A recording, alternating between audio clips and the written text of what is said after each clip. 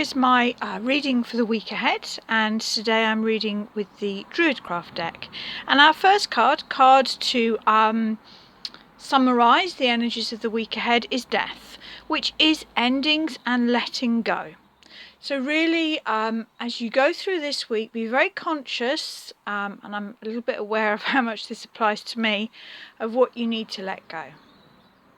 Because unless your life is absolutely perfect, then there is room for new things to come into your life, and to allow new things to come in, some things must be let go of. What I love about this card is all the symbols that you can see there of the potential for rebirth. Sorry, knocking the tripod. We have this beautiful cauldron here, which is the womb. It is showing you that something new is being created. We have this absolutely beautiful wisp of smoke here, the prayer, the promise, the potential. We have sunrise or sunset, who knows, but it is a change.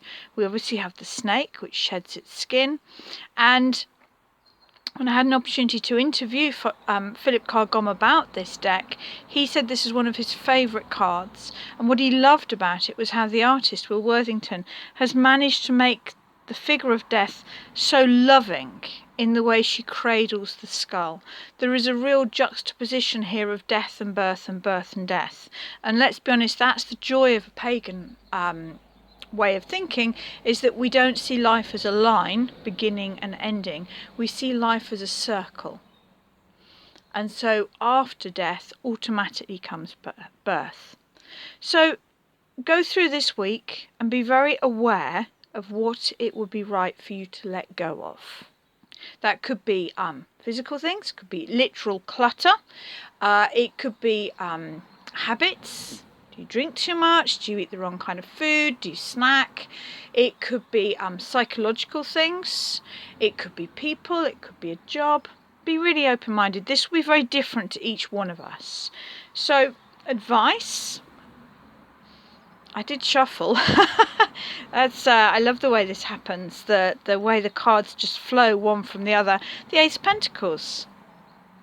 So here we have, something new coming into your life. Now in the Rider-Waite deck, this image is the Garden of Eden with the roses and the white lilies, and you are drawn out of the Garden of Eden through an archway.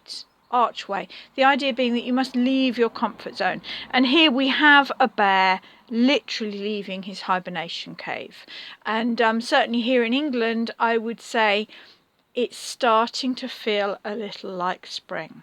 I don't want to say that too loud, just in case it goes wrong, but I am starting to feel that I want to get out, that I want to change gear. It's exciting. So I see the Ace of Pentacles as potential. I see it as a seed of potential. Something new can grow from what you're letting go.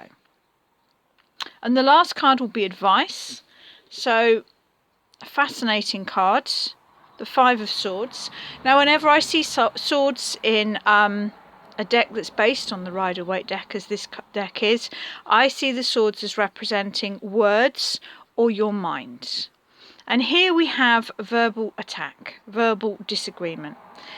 If you are on a path of growth, if you are looking to improve your life, whether that's just more joy, more happiness, feeling more like yourself, if people around you are not growing, they will feel smaller because you are looking to improve your life.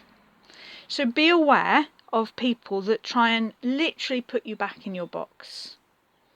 Don't engage with them. If you're on a path of self-growth, whatever that means to you, you don't need to justify yourself to anyone. And the key to winning this card, this battle, this guy in the middle, he has the swords. This guy, I like to think, I see the cards as moving images. This guy has attacked him, thrown all his swords at him, in other words, chucked his words at him, and he's not hurt. So if other people are trying to define you or tell you that you're not capable or you're acting a bit odd, listen, honour their words, and be very honest about whether there's truth to them or not. And if there isn't, just shake them off. And I like to look at the card at the bottom of the pack.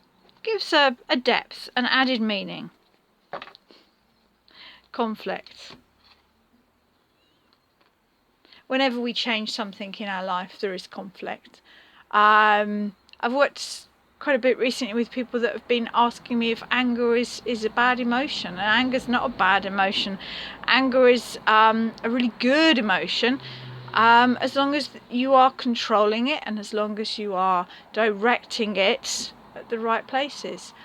So this is conflict, this is challenging yourself, this is a week to test the waters, get out of your comfort zone, start to shake off things that are restraining you and boxing you in, and start to feel how amazing it could be to allow yourself to be in conflict. And when I say competition, I don't mean that in a negative way, I mean it in a sort of a jostling, fun, testing yourself kind of way. Test yourself this week, see what happens.